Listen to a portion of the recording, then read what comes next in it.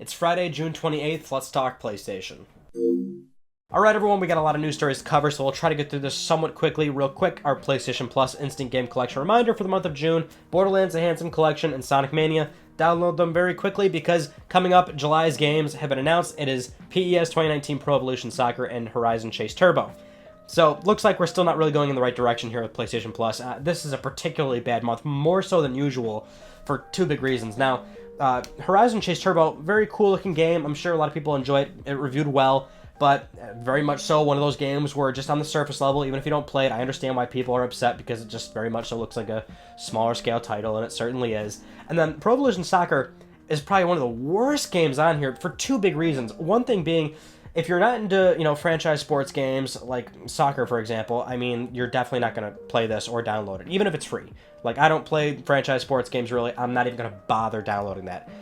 Number two, if you are into those games, it's FIFA or Pro Evolution Soccer. You probably buy them every single time they come out right away. So this is like one of the worst candidates, I feel, to be up on the offering. This is us. Just Sony's not understanding when people just shout and scream saying, improve the service, and this is what we're offered. Now, real quick, we'll go over some older news stories that came out right after LTPS last week, which is unfortunate, but sometimes that happens. Kaz Hirai officially retired from Sony, so good for him. He can finally rest easy a little bit. Now, if you remember, back in February is when he officially stepped down from president and CEO of Sony Corporation. A few months later, we got Kenichiro Yoshida. Kaz Hirai stepped down to, standard board of directors type deal, chairman, which, they don't really do a whole lot. He was doing a lot of consultation work, I would presume, but it was already announced even back in February that his time at the company was certainly numbered. So there we go. Now he's officially going off into the sunset with his $5.99 price tag. Really unfortunate that that's how he's remembered by a lot of people, but he was actually a very charismatic guy, and he really did bring it around with PlayStation,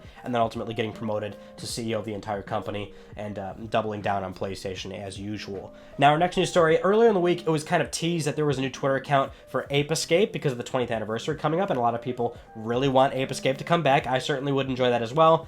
The Twitter account has since tweeted a few teaser images, things like that. Then it led to a video showing off a little bit of Ape Escape history. Nothing crazy has really happened or come out of this just yet. There's going to be a pop-up shop in Japan, I believe, selling some exclusive items, and they're just kind of celebrating the game. It's not necessarily teasing at all whatsoever that another game is coming, so I wouldn't get your hopes up that maybe Sony's doing something with Ape Escape. It just looks like they're kind of throwing you a slight celebration curveball, if you want to call it that. Seems kind of misleading. A lot of people are getting their hopes up and nothing's really coming out of this. EA Access. Now, if you remember, that was announced for PS4. We have an official date for that. That's July 24th. That EA Access will be officially available for PlayStation 4. So if you're into EA games, if you play only a handful of them a year, it is a pretty good deal. I mean, it's $5 a month. That's going to be $30 for the year, and you'll have select access to a number of EA titles that you just download to your PS4.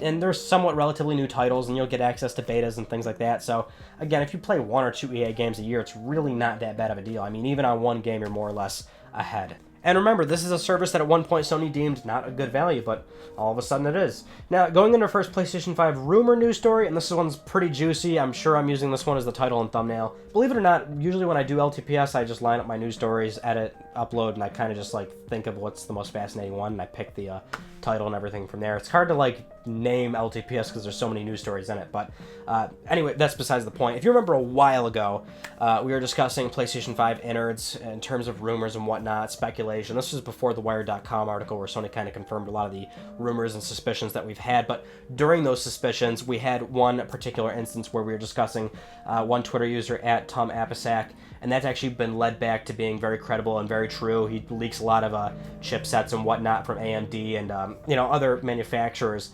And so he actually recently posted a tweet about some benchmarks with PlayStation 4 and specifically what's going to be powering PlayStation 5. AMD Gonzala, that was our rumor that we discussed a few months back, again, if you remember that. And so the tweet actually says, in a Twitter conversation, PS4, base PS4, mind you, benchmarked around 5,000. It's actually a little bit under 5,000, but the current innards of PS5 are sitting around 20,000, which would put it 4 times more powerful than PlayStation 4. It says a little bit upwards, doesn't give an exact score or anything like that. There's actually a lot of deleted tweets in the thread, so who knows where that's kind of going here. I showed up a little bit too late to this. And Just for a little bit of reference, if you want to compare that to like a graphics card today, that's like an RTX 270, somewhere around there. Now that fetches for like 450, 500 some odd dollars last time I checked the prices. Now that's pretty high. It's a very nice graphics card. It's well up there in the market. If you want to spec it up even higher, you certainly could, because PC parts are so widespread in terms of what you can and what you can buy and whatnot. It's very discretionary, of course, but if you want to sort of compare it to that right now, that's what we're looking at. So certainly very impressive piece of kit, no doubt. It looks like, and keep in mind, you can't price out PC parts and say, oh, this is what it's going to cost, and this is why PS5 is going to cost more than $500. You got to account for the deals that are in place with the manufacturer and AMD, with the console manufacturer, mind you, and AMD, and then wholesale pricing and whatnot. That's how they get the prices down to a reasonable amount, and it's a custom chipset that Sony's doing. I mean, obviously it's x86, but again, it's highly customized with what they're doing. Keep in mind, these are benchmark scores from 3D Mark Firestrike, so that's actually what we're talking about here when we're talking about scores. But yeah, looks quite good. I mean, this is still very much so a situation where there's really not a whole lot we can discuss, because it very much so is a rumor, and surely it's going to be very powerful, more powerful than the previous generation. I still think we're in a land of diminishing returns. There was another comment from a developer earlier this week, and we won't even make it a separate news story, but he had mentioned how the ray tracing part of the PS5 dev kit is going to be very commonplace. It's going to be as common as lens flare, more or less, where a lot of developers are going to start using it. And this goes back to kind of what we've been saying before when it comes to any sort of new generational leap and whatnot, and I've always said for a while now, which is that whenever there's more horsepower available on consoles, developers want to push graphical fidelity to the absolute max. So it's not often a situation where, we're talking about frame rate and resolution. Developers always want to try and use all these new development techniques to get this texture detail way up there, get fancier water physics, hair physics, stuff like that. They'll always use the latest and greatest to make their games look gorgeous and present themselves in a very beautiful manner. And so ray tracing is kind of this like next big hot topic thing, where a lot of developers, now that it's part of the SDK for PlayStation 5 and Xbox Scarlet, you're going to see it get used very widely. So I can certainly see where that developer's coming from. I believe that was from developer Soma Sims Matthew Viglione. I hope I pronounced his name correctly. But that's what he had mentioned. You're going to see ray tracing pretty much everywhere. Makes a lot of sense. We also won't make this a separate news story, but I'll mention really fast, Xbox head Phil Spencer did also confirm this past week that Xbox Scarlet is one console, so the original rumor of Lockhart and Anaconda at some point or another was scrapped. This must have been a recent change from what the current rumors going around in the games industry, so now Xbox Scarlet will be in fact one console, that's going to be a very big situation come holiday 2020 when both these platforms presumably come out. Microsoft's been forward about that holiday 2020. We're guessing Sony's also going to aim for holiday 2020. We're right back to one console, so Microsoft's not doing the multiple SKU thing. So it's going to be interesting come a year from now, a little over a year from now. Anyway, let's move on to some streaming news stories. I know how much you guys love streaming, so let's talk about PlayStation Now. SIE President and CEO Jim Ryan had this to say in regards to PlayStation Now going forward. We obviously have seen the trend in other forms of entertainment towards the mass adoption of streaming as a means of accessing content. It would seem likely, very likely, that gaming will follow that trend, and he goes on to talk about how the company will get more aggressive with PlayStation Now moving forward. And, I very much feel that PlayStation Now is somewhat, it's been not really part of the conversation recently. I mean, we talk a lot about PlayStation Now because this is Let's Talk PlayStation, but when you do see articles and videos and things like that on streaming technology, everybody's talking about xCloud, everybody's talking about Stadia. Where is PlayStation Now? It's the only service that's actually here right now offering 750 games across, 3 different platforms now, PS2, PS3, and PS4. Sony's got Remote Play, which can actually go to iPhones currently. iOS 13 is going to have DualShock 4 support officially, so it's actually going to be very easy to connect a controller to an iPhone now and stream that way. And I'm actually seeing a lot of people use it like that. I don't know how. It's never really worked all that well for me in terms of having super crisp, super low latency, and then I don't really like the small text in the screen. But hey, people are actually thoroughly enjoying it. It's one of those things where it's weird that Sony's not always part of this conversation when they're offering a lot of this stuff right now. And that helps with the adoption of it, is that it's something that is more transitional. You have a typical console experience right now, but for the people that want to dabble in streaming, dabble in this Remote Play future, which very much so, we haven't really talked about this, we could do a separate video on this, but Remote Play can kind of be seen as like the sort of indirect next generation version of PlayStation handhelds, more or less, because Sony's not going to do another dedicated handhelds. Certainly not in this future that every publisher, developer, and manufacturer thinks we're going towards, which is streaming.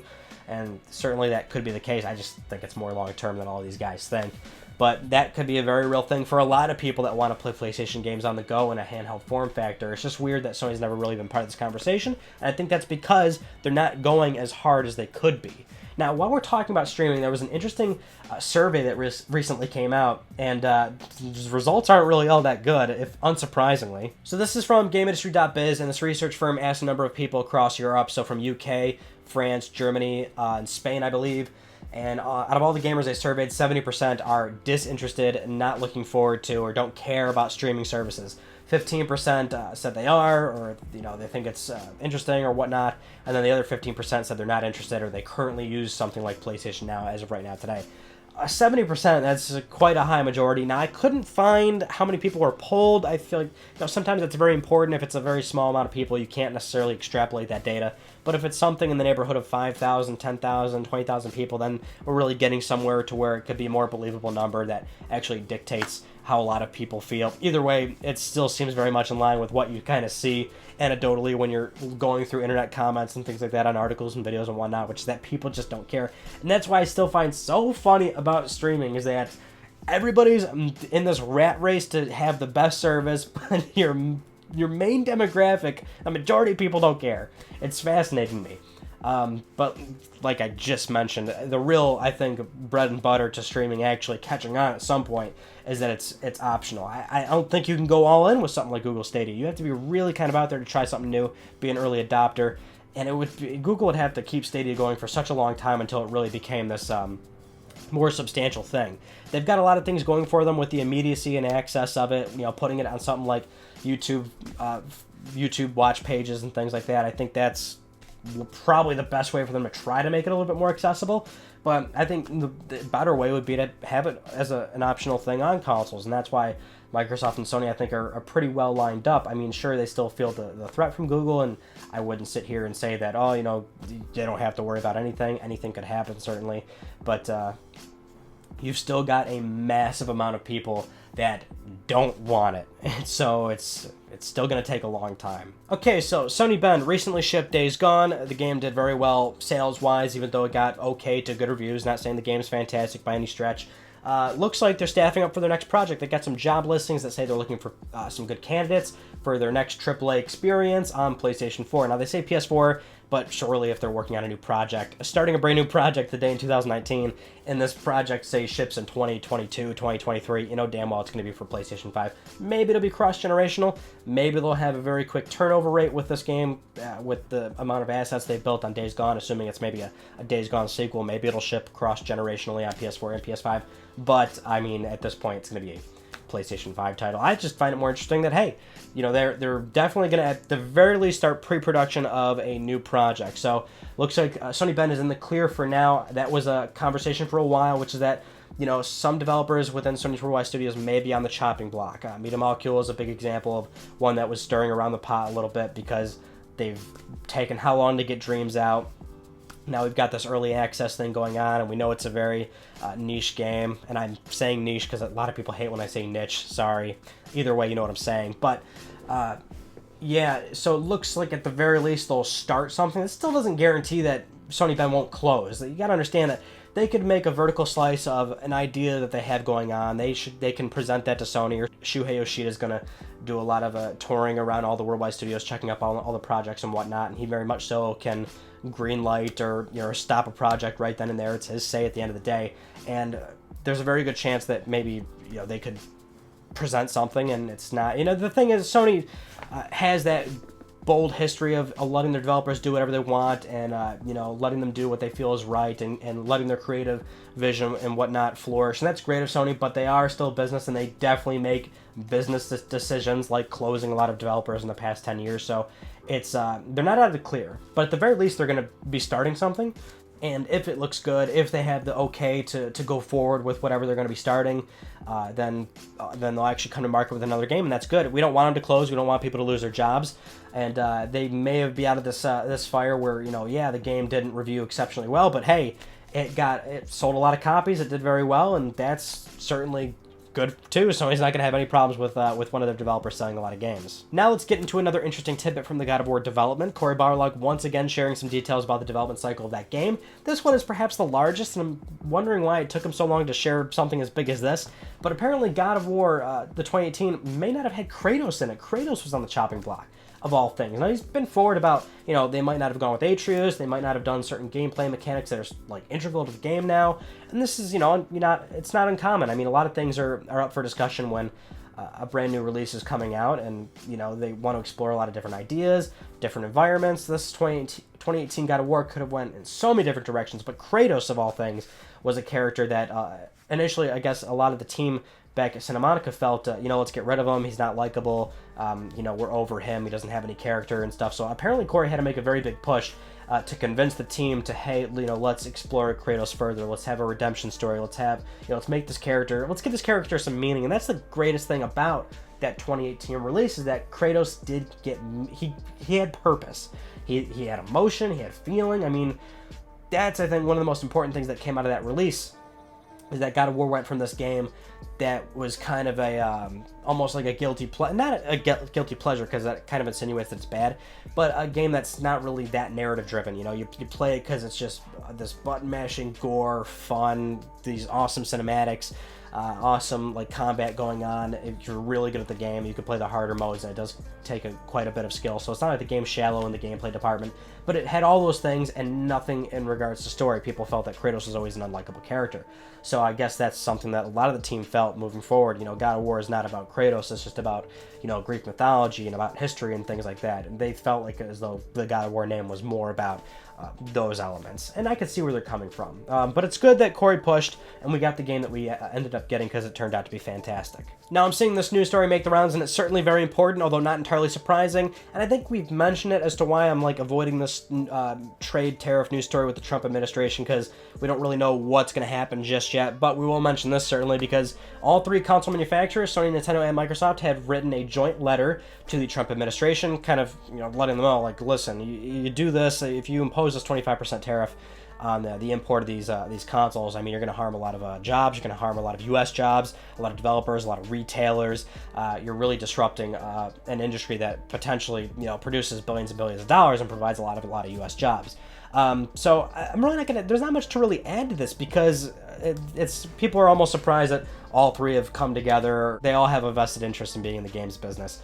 When it comes down to this dire of a situation, this is when they are certainly going to rally up and try to convince otherwise to, like, hey, you don't want to, I mean, because 25% is very substantial. I mean, that is certainly going to have a very big impact on not only the cost of these consoles coming up, because Nintendo still has plenty of rumors going around of releasing a new version of the Switch, and we do expect a new Xbox and PlayStation in 2020. So it's certainly going to look very different if we see something as massive as 25%, which ultimately is going to be passed down to the consumer, and that's going to hit retailers. That is going to hit a lot of developers hard, because they might not have as many units out there for their game consoles now that they want to ship their games on. It's of course going to be quite shitty to have these consoles come out and them be much higher priced than we are initially expecting. We're expecting PS5 around $500, which a lot of people think is actually quite fair for what the system is proposed in terms of power. But if it now has to ship at, say, $600 to meet this overhead, I mean, that's going to put off a lot of consumers. The thing is, an issue like this isn't entirely unique to video games, because, well, the Trump administration is proposing a lot of tariffs on a lot of industries, and so there's actually companies out of the woodwork from all these different spaces in the world of manufacturing and products that are having to write letters like this and say, look, you can't do this because it's going to change too much shit, it's going to disrupt too much everything.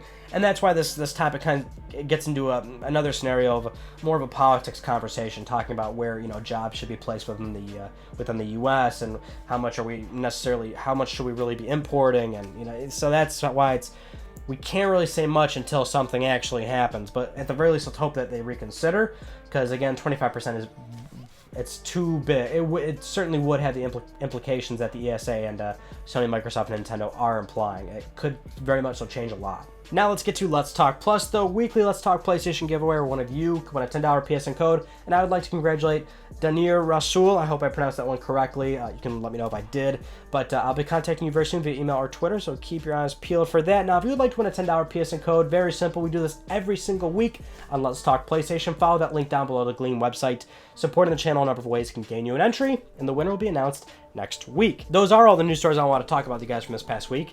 Now, our Tuesday video was about 50 plus PlayStation 3 facts. There's a lot of things about the PS3 that you may not know. I actually guarantee there's a lot of things in there you may not know. A lot of oddball stuff that I've even cross-referenced with other, fact articles or fact videos. A lot of stuff in there actually that isn't super widespread, so go learn about the PS3. That last fact, a lot of you really enjoyed. Good stuff there. I'm sure a lot of you weirdos contributed to that last fact. That's alright, we all did. It's natural. So this coming Tuesday video, I'm not entirely sure. It may or may not be a new eBay random game unboxing. Yeah, that's good stuff there. The only reason why it may or may not be is because I might have another topic on hand that I might want to put out instead. So just letting you know. But as always, that Tuesday video it's a gamble. You don't know what you're going to get. So that concludes this week's episode of Let's Talk PlayStation. I'm Ryan Becker. Thank you all so much for talking with me, and I will see you all next Friday.